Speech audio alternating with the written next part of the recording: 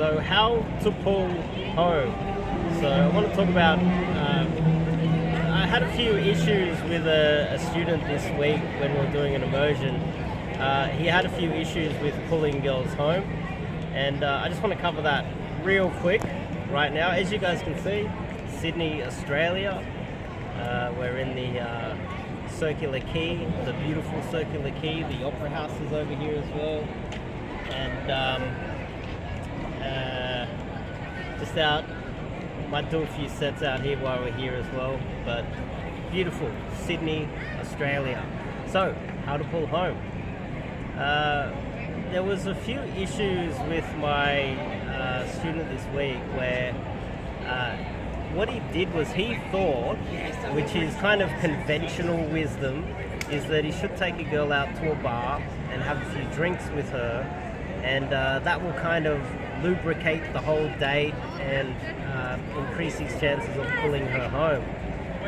Now, I come from the other point of view where if you take her to one bar, you have a few drinks, it's kind of underhanded, because if you think about it from her point of view, she obviously thinks, okay, he's trying to get me drunk so he can take me home and sleep with me.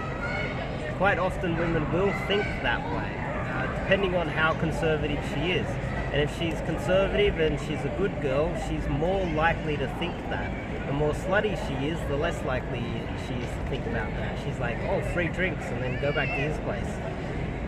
But a conservative girl, the type of girl that you want to date, the type of girl that you want to have a more of a long-term thing with, she's less likely to appreciate you trying to get a few drinks into her and pull her home.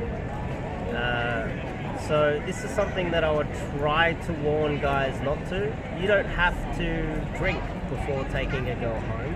She doesn't need to drink anything at all. You could be sober and just rely on, game.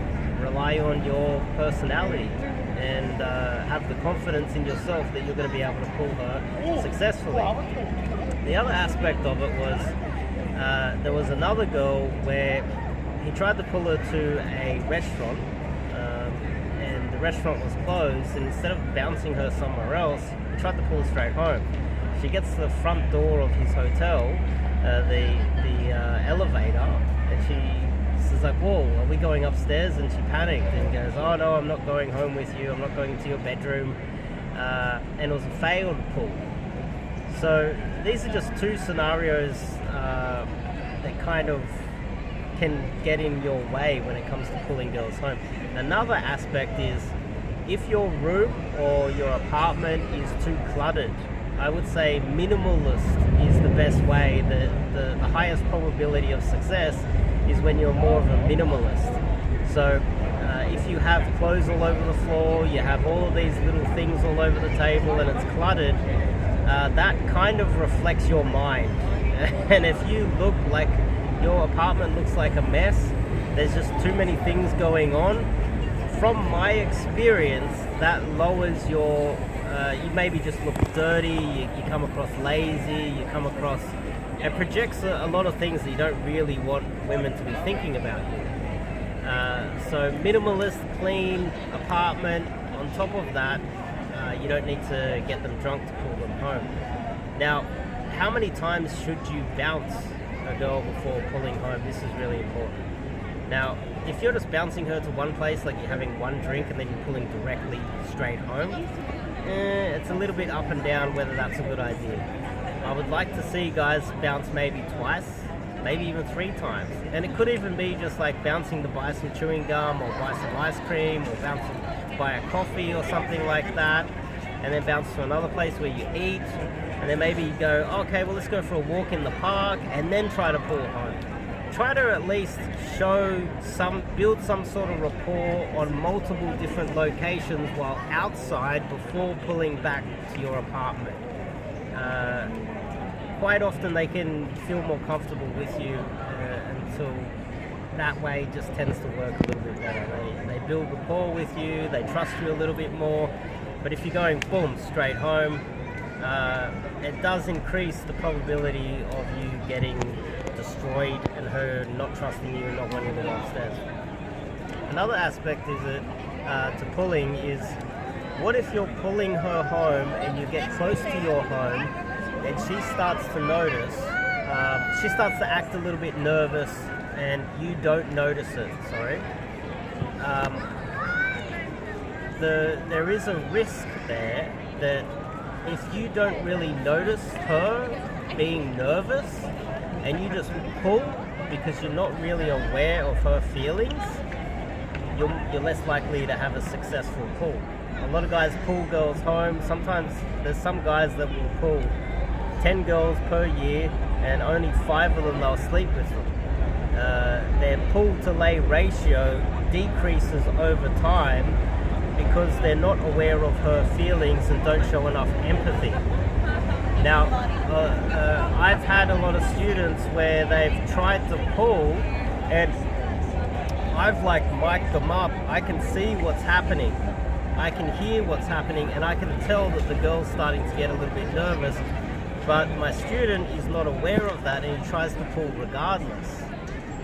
When that often happens, she feels like she's not being listened to, like you don't understand her, like you were just robotically trying to pull another girl home, and she doesn't feel heard, she doesn't feel like you respect her, etc., etc.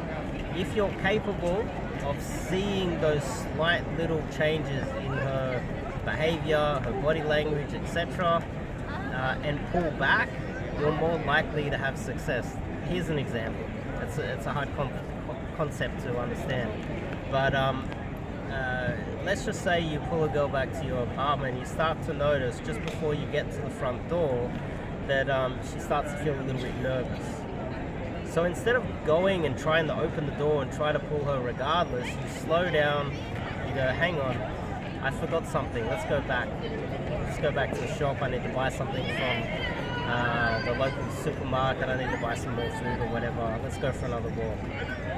Instead of getting to the point where she has to tell you that she doesn't want to enter your apartment, going back out and building some rapport and giving her a little bit more time to become comfortable with that, that will increase your pull to lay ratio over time substantially.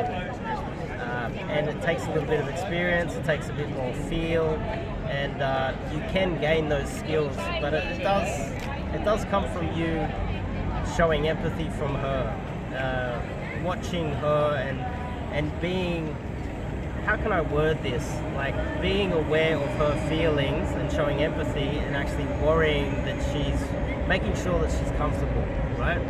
This is really important, will increase your success rate over time.